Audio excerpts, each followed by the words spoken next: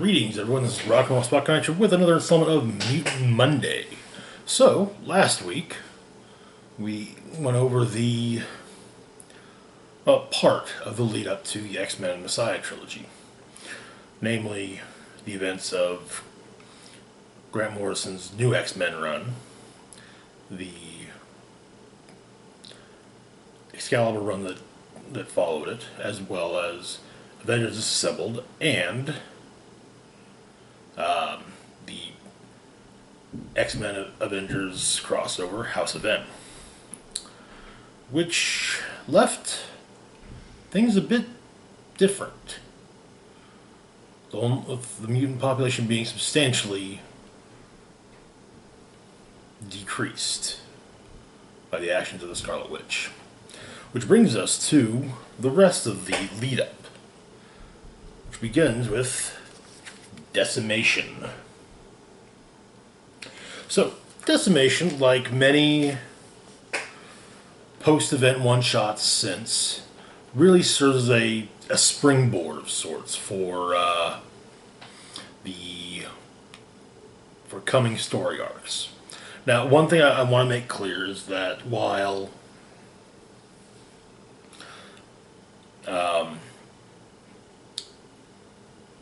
especially in the end of House of M and during especially in the early days of the Decimation branding of the X-Men books,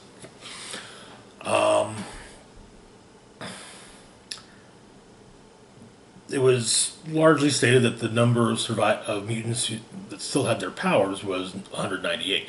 However, this would later prove to be incorrect, as that number was 198 was basically the earliest count, and then it just kind of became more symbolic than anything.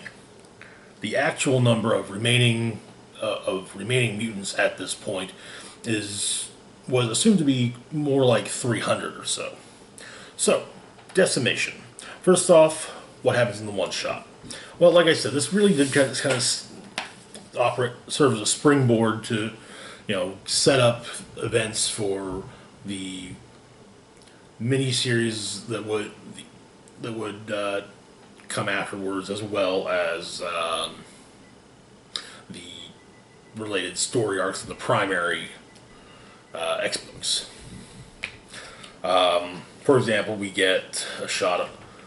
We discover that Blob has lost his powers within the first page.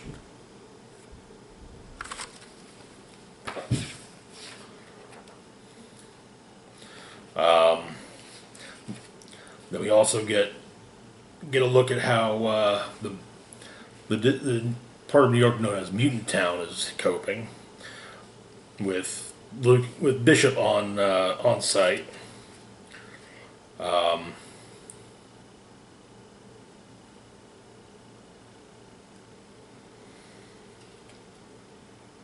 Also, apparently, the European headquarters of X Corp is destroyed on live television, no less. And generally, you have the X-Men trying to figure out what the hell to do, and there's also the introduction of the Office of National Emergency. A rather disturbing jump back to Bishop, where one of the things that Grant Morrison did was he started introducing mutants within his run of X-Men who didn't have combat-related powers. Their powers were more just to mutate something different. But still X because of an X gene. For example, a young woman named Hannah whose mutation was that she could only metabolize insects. And so she had a large number of pet insects that she would eat. And they got loose. So she shot at them, but there were always more. And Bishop explains that, the whole building was probably going to have to be condemned. We also get a brief setup for X Factor investigations.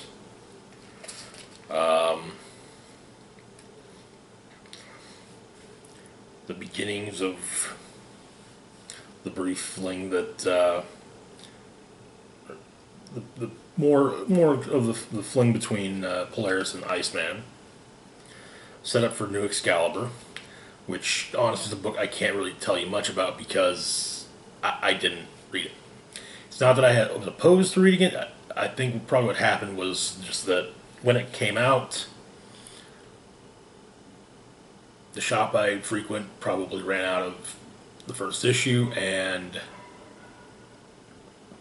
I think at this time Marvel had a policy of no second printings, so I said screw it, I just won't read it then.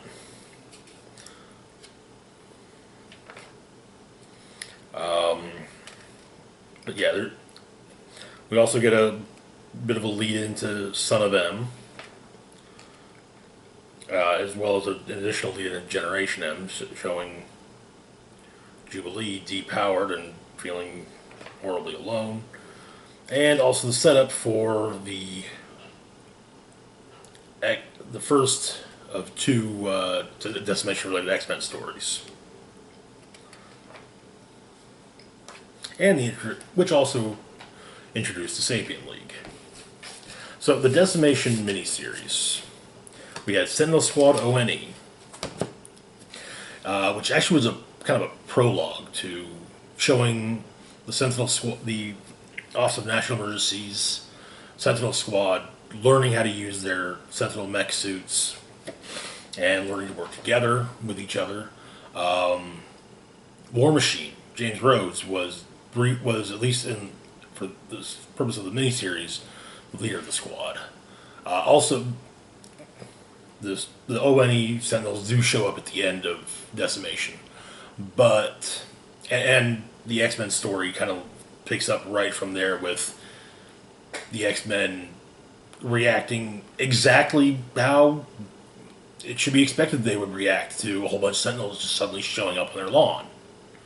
Until the government says, hey, look, these Sentinels are actually, they're piloted, and they're here for protective purposes.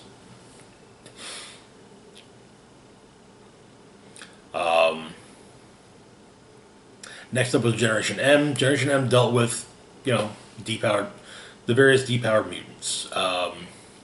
There was an issue devoted to that focused largely on Chamber and the fact that he lost his powers, and he lost his powers, which when they manifested blew out his chest and the lower part of his face. So he was basically on life support with a massive hole from about here to here.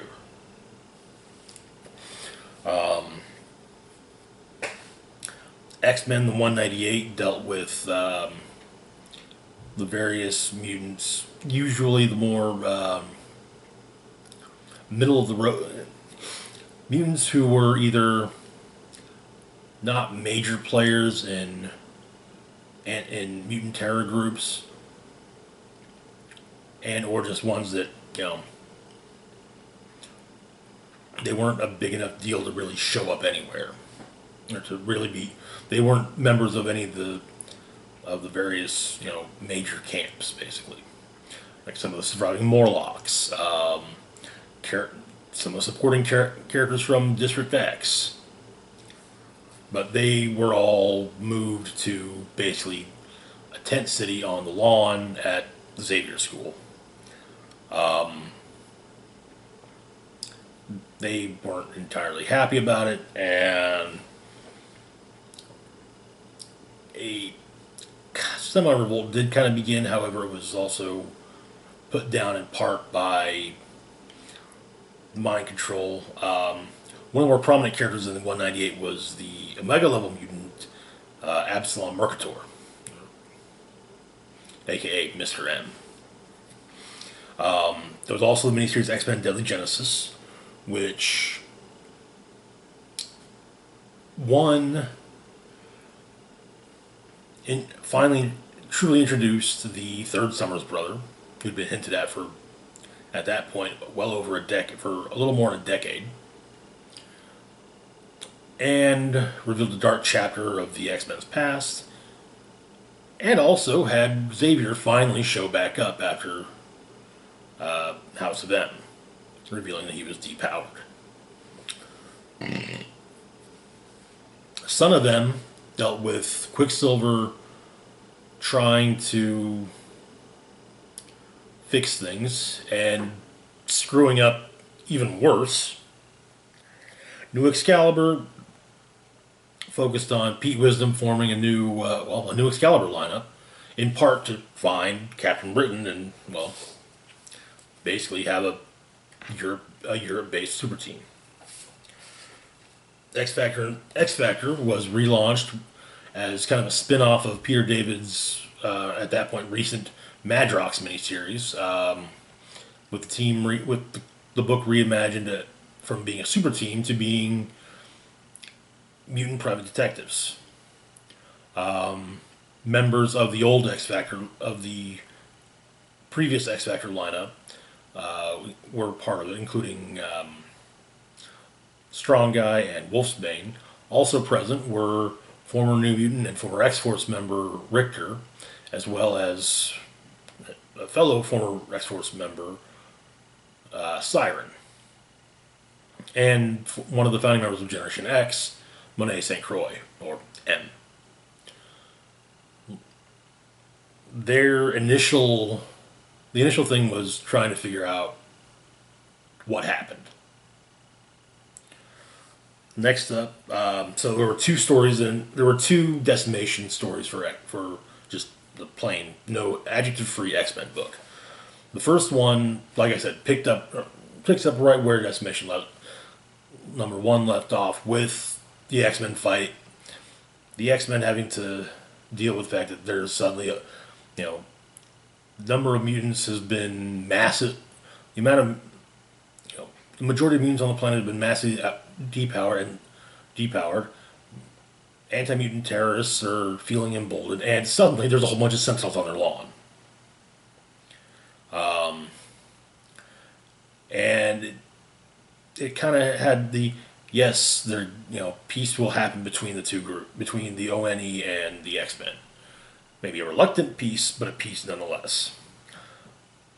This then led into Blood of Apocalypse, wherein Apocalypse pops back up, kind of, hey, this is kind of a big deal event, so time to make a bid for world domination. He ends up recruiting former X-Men Sunfire, as well as Gambit, and eventually Polaris as three of his horsemen.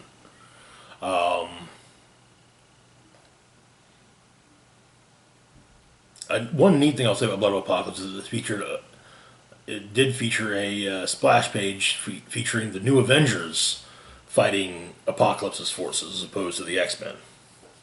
As kind of Apocalypse isn't just messing with the X-Men this time. Then you had a rather long arc in New X-Men entitled Childhood's End. Basically, one of the things that kind of sets up in Decimation is you see that a lot of the depowered students are going back home. And there were some that, if I remember correctly, their homes were a bit further away. So the idea was that Xavier's would bust them out, and or at least would make sure to get them home. And the bus that all the students were on, 45 of them, was attacked by purifiers and destroyed with a rocket propelled grenade. Everyone on the bus was killed. All 45 former students.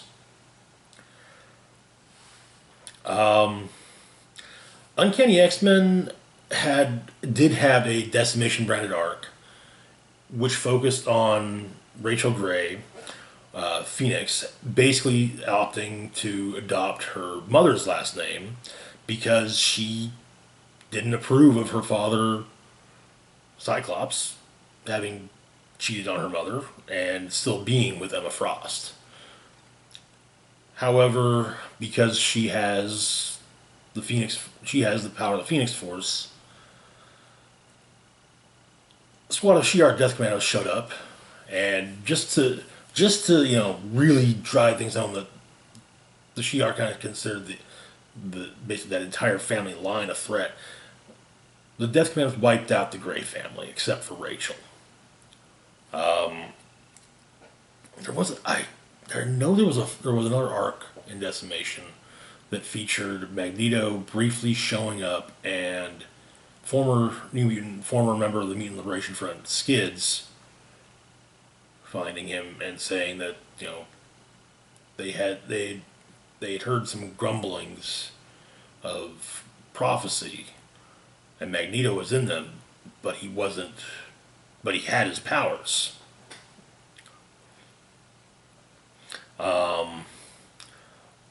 There was also a Wolverine tie-in. The Wolverine tie-in was more just an epilogue to the Wolverine's personal arc within House of M, as it dealt with him, the fact that he now had his memories back. It also established that it wasn't just kind of wake up, oh, hey, memories, cool. It was more just kind of like, yeah, they were there, but usually someone would have to trigger a memory, like, kind of seeing a news report about a location, like, huh, I've been there. And I can tell you everything I did there, too. Or walking into somewhere that he at least had vague memories of walking. Like, oh no, okay, I can tell. Oh yeah, this place. So, anyways, so the X-Books will continue on. X-Men, Uncanny X-Men, Astonishing X-Men, X-Factor, Wolverine. There would be shake-ups to the teams throughout. And eventually we would come to Endangered Species. So Endangered Species was a one-shot followed by a handful. Let's see. It says in the back how many chapters there are, but a one-shot followed by 17 backup stories in various X-Men books. So, in the one-shot,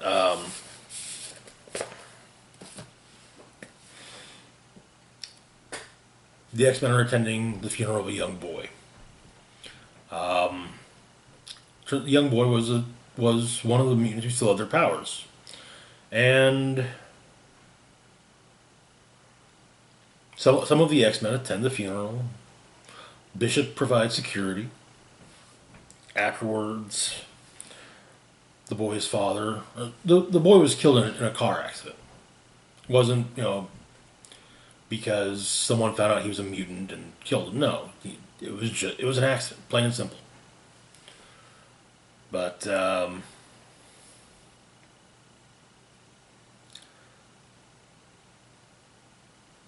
Cyclops and the boy's father have some heated words with the boy's father, basically saying, my son wasn't just a number on your list. He was a boy, and I think Cyclops kind of had the feelings of both in that. One thing of note is that Endangered Species clearly takes place after the Uncanny X-Men story arc, Rise and Fall of the Shi'ar Empire, as Xavier, who appears prominently in the one shot, has his telepathic powers back, which he regained after ending up in the Unicron crystal. Anyway, the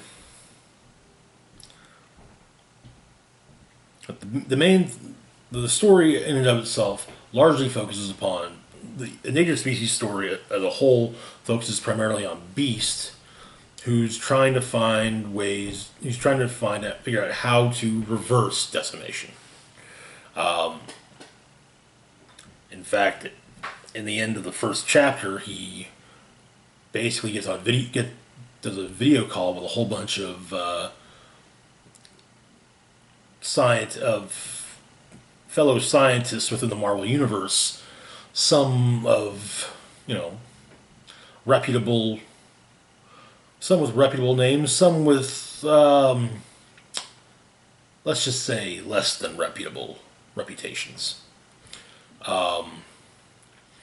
Saying, hey, here's all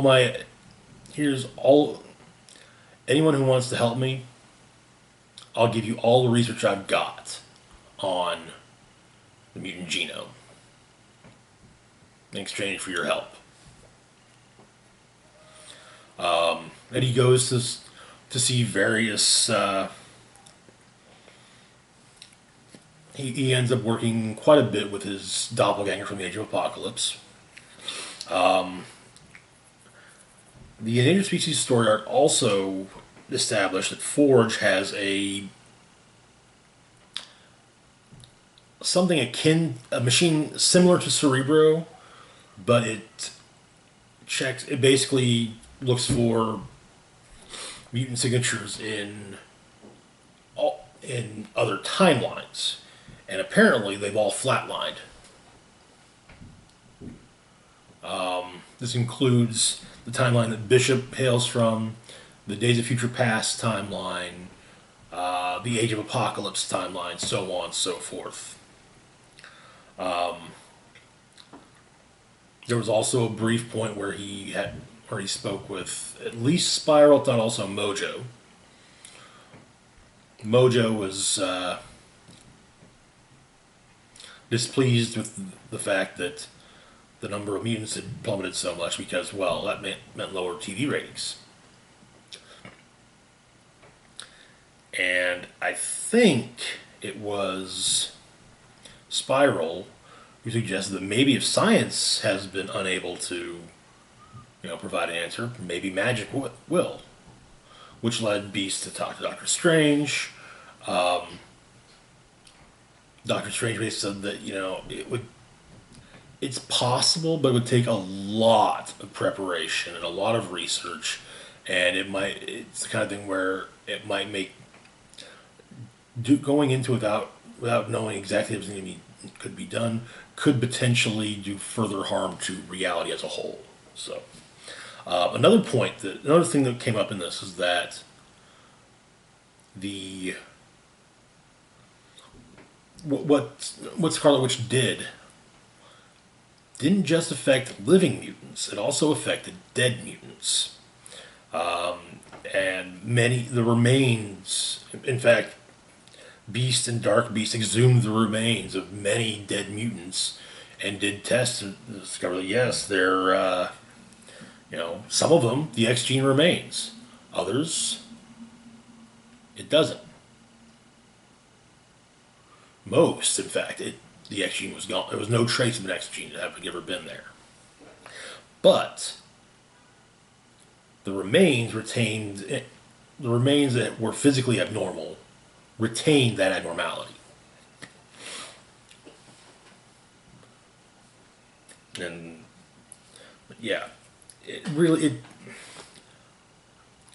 didn't end on a good note for Beast. He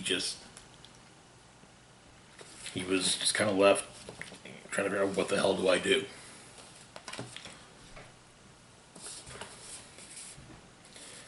And that brings us to the last part of the prologue, Blinded by the Light, which began in X-Men number 200. So, Blinded by the Light basically has the team from the Adjective-Free X-Men book ha- going to Mystique's home in Caldecott County, Mississippi, to try and help Rogue, who had just absorbed 8 billion separate personalities, facing the Hecatomb on the island nation of Providence, which at the time was run by Cable. Cable opted to stay on Providence, however. So, excuse me. While there, they call in help from the X-Men, or from the rest of the X-Men. So, a kind of Wolverine, Emma Frost, and Cyclops come down to see what they can do to help. Meanwhile, Cable's attacked on Providence by Gambit and Sunfire, who are now no longer under the thrall of Apocalypse, and seemingly, and while Sunfire has retained his modified form, which is basically the same way he looked during the Age of Apocalypse crossover, Gambit is back to normal. And Providence is seemingly destroyed during the fight between the three. Back at Mystique's Caldecott County home, while Emma Frost is trying to psychically help Rogue, the X-Men present are attacked by the Marauders, who it turns out were led there by none other than Lady Mastermind, who had recently conned her way onto the X-Men. It's further revealed that Omega Sentinel has been possessed by a now digital version of the psychic entity Malice, and that Mystique, who also had managed to worm her way onto the X-Men, was also with the Marauders. But there's a pattern that emerges. As in Part 2, the Acolytes attack the X-Mansion, looking for 2 things. 1, the blind mutant Blindfold, who can see the future, and 2, the Destiny Diaries.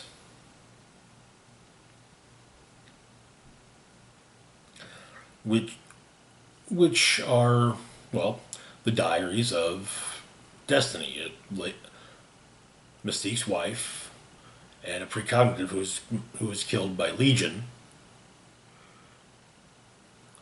She had diaries in which she recorded many of her visions,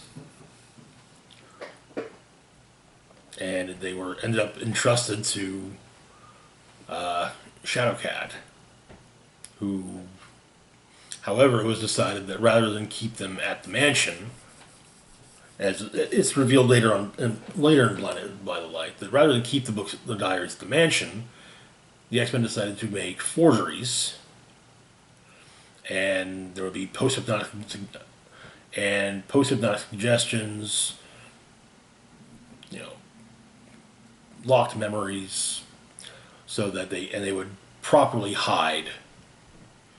They'd hide the diaries elsewhere. Eventually, so everything gets figured out, and it turns out that the Marauders and the Acolytes are working together, and Gambit and Sunfire are working with the Marauders. However, before the Marauders can get their hands on the diaries,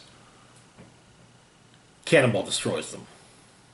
Or, actually, no, it wasn't Cannonball, it was Gambit. Yeah, Gambit accidentally destroys them. So everyone's kind of blind to everything, to what's coming.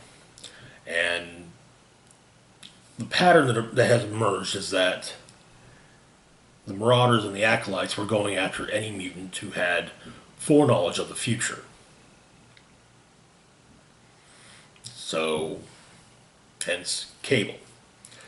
I guess Bishop was more than likely targeted. Phoenix was off world, so couldn't be targeted. So on and so forth. One thing to quickly add in: the story of X-Men the 198 that I mentioned during the Decimation branded one shots, that really kind of came to its conclusion during Civil War with the X-Men, the X-Men Civil War miniseries, or Civil War X-Men miniseries, wherein Domino and Shatterstar broke the 198 out of Xavier's school and basically said, hey, we're not going to be, then the 198 largely just said, hey, we're not going to be prisoners. Yeah, we weren't technically prisoners, but, we got lives. We don't want to stick around at the Xavier school. So, and in the end, we're like, okay, you know what? Fine. Just go. Do your thing. Be safe. If you need help, call us. So, yeah.